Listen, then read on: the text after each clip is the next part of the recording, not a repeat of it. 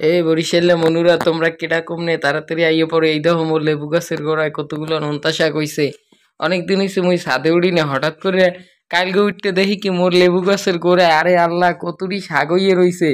কি সুন্দর হইছে, লেবু গাছের সব পুষ্টি মনে হয় এই শাকেই খাইয়ে লাইছে। দেখো কত সুন্দর, এ দেখলেও চোখটা জুড়াইয়ে যায়। এবার মুই রুমে কোনো একটা লাল একটা বল আনছি, বল নিয়ে হেডের মধ্যে এই দেখো তুলে তুলে শাকগুলো লইতে আসি। আরে আল্লাহ, নিজের রাতের শাক এ যে কত মজা, যে খাইছে হে বোঝে।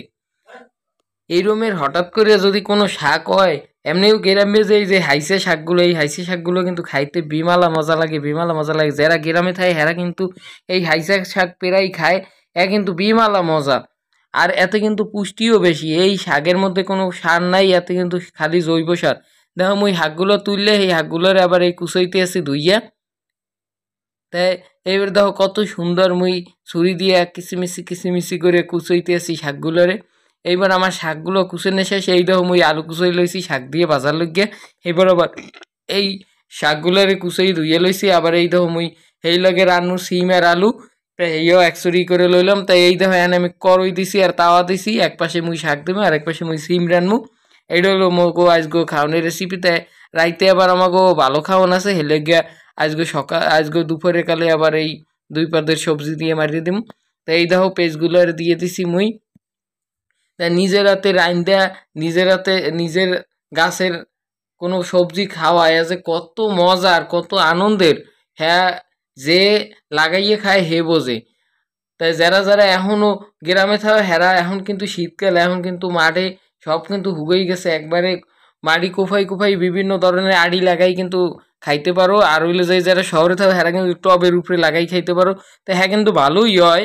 তো এই দেখো মোর কথার কইতে কইতে কিন্তু পেঁয়াজটা কিন্তু হইয়ে গেছে, দোনটা পেঁয়াজে মুই লাড়া দিতে আসি। তাই এই পেশে আবার তাওয়াই মুই শাক চড়ামু, হিলেকে মুই আগে আলুগুলো দিয়ে শাক কিন্তু আলু দিয়ে না বাজলে কিন্তু খাইয়ে মজা পাবো না, হুদা কিন্তু শুক্কো শুক্কো লাগবে। হেলেকে কিন্তু এই নোনতা শাকের মধ্যে আলু দিয়ে দিছে, আলু দিয়ে ভাজি খেতে কিন্তু বিমালা মজা লাগে। যে যে খাইছো সে কিন্তু এই এর মজা কিন্তু জানো। আর হইলো এই দেখো আলু দেওয়ার পরে মুই কিন্তু তরকারিটা লাড়া দিতে আসি। তা লাড়া দিয়ে দেওয়ার পরে মুই কিন্তু এখানে শাকগুলো দিয়ে দিতে আসি। এই শাকগুলো দিয়েও কিন্তু মুই লাড়া দিয়ে দিমু। তো এইটা একটু অল্প একটু লাড়া দিয়ে দিছি। এইপর আবার এই পেশে আবার দেখি পেজ হয়ে যাইতে আছে, এটার মধ্যে আবার সিম আর আলুগুলোও দিয়ে দিতে আসি।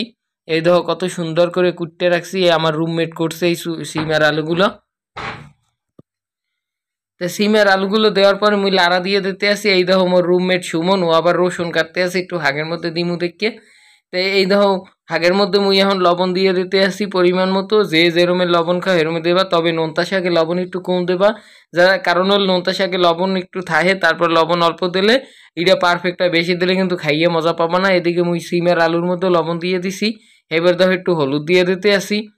তাই সিম আর আলুর মধ্যে কিন্তু মরিচের গুঁড়ো দেওয়ার দরকার নেই, হলুদ দিলেই কিন্তু বেমালা ভাল লাগে।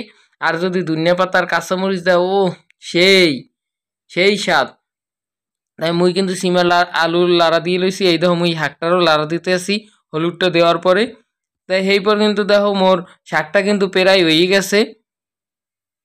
এই আর একটু ভাজা ভাজা ভাজা ভাজা হইলে কিন্তু উড়াই নেবো। এই দেখো মোর কিন্তু শাকটা প্রায় হয়ে গেছে, অবশেষে মোর শাক হয়ে গেছে। ও কত সুন্দর, দেখো গরম ধোয়া ওটা শাকবাজি নিজের ক্ষেতের। তাই এইবার এই দেখো মুই এবার হ্যান্ড একটু খাইয়ে টেস্ট করে দেখতে আসি যে কেমন লাগে শাক আর আলু ভাজা। ও সেই সেই। তাই এইবার মোরা মুই আর সুমন ভাত খাইতে বসে গেছি। এই দেখো ওই সিমের আলু ভাজা আর শাক ভাজা।